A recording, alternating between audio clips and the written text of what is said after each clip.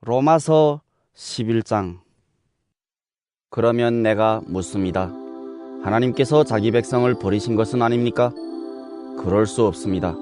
나도 이스라엘 사람이요 아브라함의 후손이요 베냐민 지파에 속한 사람입니다. 하나님께서는 미리 아신 자기 백성을 버리지 않으셨습니다. 여러분은 성경이 엘리야를 두고 하신 말씀을 알지 못합니까? 그가 이스라엘을 고발하여 하나님께 이렇게 호소하였습니다. 주님, 그들은 주님의 예언자들을 죽이고 주님의 제단들을 헐어버렸습니다. 남은 것은 나 혼자밖에 없는데 그들은 내 목숨마저 찾고 있습니다. 그런데 하나님께서는 그에게 어떻게 대답하셨습니까? 내가 바알에게 무릎을 꿇지 않은 사람 7,000명을 내 앞에 남겨두었다 하셨습니다. 이와 같이 지금 이 시기에도 은혜로 택하심을 입은 사람들이 남아 있습니다. 은혜로 된 것이면 행위에 근거한 것이 아닙니다. 그렇지 않으면 그 은혜는 이미 은혜가 아닙니다. 그러면 무슨 결과가 생겼습니까? 이스라엘 백성은 찾던 것을 얻지 못하였지만 택하심을 받은 사람들은 그것을 얻었습니다. 그리고 그 나머지 사람들은 완고해졌습니다. 성경에 이렇게 기록한 바와 같습니다. 하나님께서 그들에게는 혼미한 영을 주셨으니 오늘까지 그들은 눈이 있어도 보지 못하고 귀가 있어도 듣지 못한다. 다윗도 다음과 같이 말하였습니다. 그들의 밥상이 그들에게 올무가 되고 덫이 되게 하여 주십시오.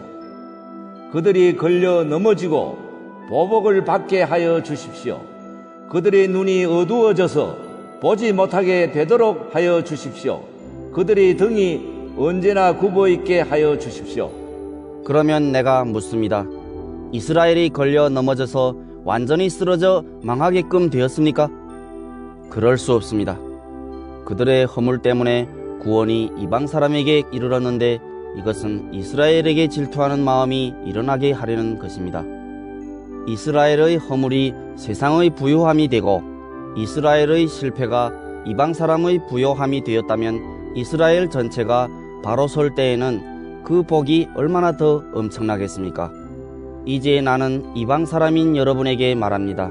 내가 이방 사람에게 보내심을 받은 사도이니만큼 나는 내 직분을 영광스럽게 생각합니다. 나는 아무쪼록 내 동족에게 질투심을 일으켜서 그 가운데서 몇 사람만이라도 구원하고 싶습니다. 하나님께서 그들을 버리심이 세상과의 화해를 이루는 것이라면 그들을 받아들이심은 죽은 사람들 가운데서 살아나는 삶을 주심이 아니고 무엇이겠습니까? 만물로 바치는 빵 반죽 덩이가 거룩하면 남은 언덩이도 그러하고 뿌리가 거룩하면 가지도 그러합니다. 그런데 참 올리브 나무 가지들 가운데서 얼마를 잘라내시고서 그 자리에다 돌 올리브 나무인 그대를 접붙여 주셨기 때문에 그대가 참 올리브 나무의 뿌리에서 올라오는 양분을 함께 받게 된 것이면 그대는 본래의 가지들을 향하여 우쭐대지 말아야 합니다.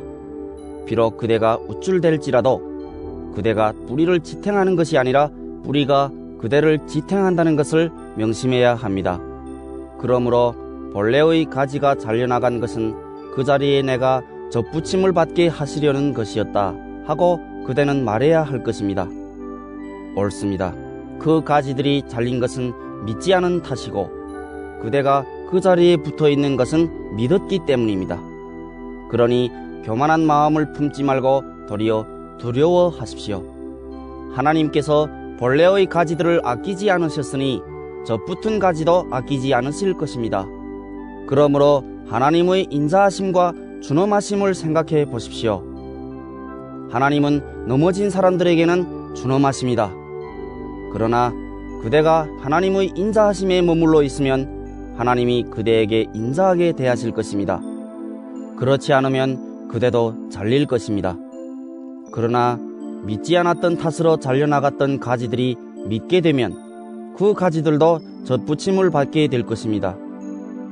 하나님께서는 그들을 다시 젖붙이실 수 있습니다. 그대가 본래의 돌 올리브 나무에서 잘려서 그 본성을 거슬러 참 올리브 나무에 젖붙임을 받았다면 본래 붙어있던 이 가지들이 제 나무에 다시 접붙임을 받는 것이야 얼마나 더 쉬운 일이겠습니까? 형제 자매 여러분, 나는 여러분이 이 신비한 비밀을 알기를 바랍니다. 그것은 여러분이 스스로 현명하다고 생각하는 일이 없게 하려는 것입니다. 그 비밀은 이러합니다. 이방 사람의 수가 다 찰 때까지 이스라엘 사람들 가운데서 일부가 완고해진 대로 있으리라는 것과 온 이스라엘이 구원을 받게 되리라는 것입니다. 그것은 성경에 이렇게 기록되어 있는 바와 같습니다. 구원하시는 분이 시온에서 오실 것이니 야곱에게서 경건하지 못함을 제거하실 것이다. 이것은 그들과 나 사이의 언약이니 내가 그들의 죄를 없앨 때에 이루어질 것이다. 복음의 관점에서 판단하면 이스라엘 사람들은 여러분이 잘 되라고 하나님의 원수가 되었지만, 택하심을 받았다는 관점에서 판단하면 그들은 조상 덕분에 하나님의 사랑을 받는 사람들입니다. 하나님께서 주시는 고마운 선물과 부르심은 철회되지 않습니다.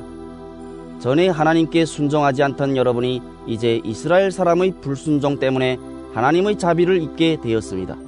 이와 같이 지금은 순종하지 않고 있는 이스라엘 사람들도 여러분이 받은 그 자비를 보고 회개하여 마침내는 자비하심을 입게 될 것입니다. 하나님께서 모든 사람을 순종하지 않는 상태에 가두신 것은 그들에게 자비를 베푸시려는 것입니다.